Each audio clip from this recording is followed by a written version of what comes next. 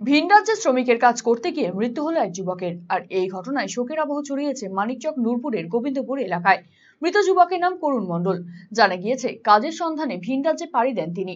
সেখানে শাটারিং এর কাজ করতেন। মঙ্গলবার শাটারিং এর কাজ করার সময় নির্মীয়মান বিল্ডিং থেকে পড়ে যান ওই যুবক। তড়িঘড়ি গুরুতর আহত অবস্থায় তাকে উদ্ধার করে স্থানীয় একটি হাসপাতালে নিয়ে গেলে সেখানকার কর্তব্যরত চিকিৎসক তাকে মৃত বলে জানায়। তার মৃত্যুতে কান্নায় ভেঙে পড়েছেন পরিবারের সদস্যরা। পরিবারের একমাত্র রোজগারের মৃত্যুতে অথৈ জলে পড়েছে ওই পরিবারটি। এই ব্যাপারে সরকারি সহায়তার আর্জি জানিয়েছে দুস্থ ওই পরিবার। দুলাল মামার ছেলে করুণ নাম, সে 13 তারা থেকে পড়ে অ্যাক্সিডেন্ট হয়েছে।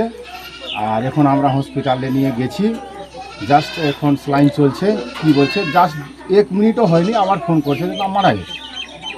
সেটাই কতদিন আগে গেছিল, কি শুনেছিলেন? যেটা শুনতে পাচ্ছি ওদের পরিবারের মারফত দিয়ে যে মাস 6 হয়েছে বাইরে যাওয়া। কোথায় গেছিল? মুম্বাই গেছিল কাজে। কি কাজ ছিল? কাজ সেন্টারিং, আপনাদের বিল্ডিং তৈরি করার যে কাজগুলো, বিল্ডিং তৈরি করে। কি জন্য বাইরে গেছিল, কি মনে করছেন? বাইরে তো আমি ভাবছি এটাই যে আমাদের রাজ্যে বা আমাদের জেলাতে কোনো কাজ না থাকার কারণে তাদেরকে ভোটের সময় আবার সরকারকে ভোট দিয়ে দিতে হয় আমাদেরকে।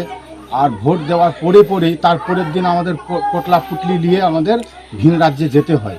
কারণ আমাদের দেশে তো কাজ নেই, আমাদের দেশে রাস্তা নেই, আমাদের দেশে ব্রিজ তৈরি হচ্ছে না যে ওই ব্রিজের কোনো কিছু পার্টস তৈরি করবে আমাদের এলাকার ছেলে।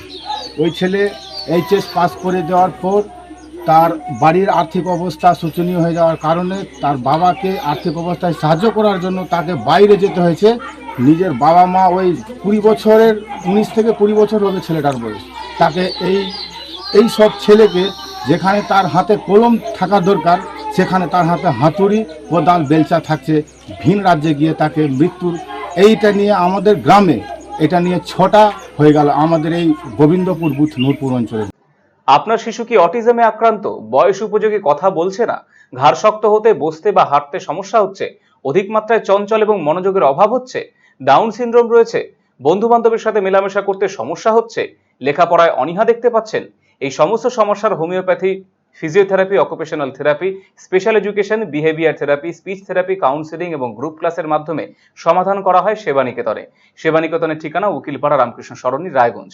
Mobile number 7001564854, 9932716619।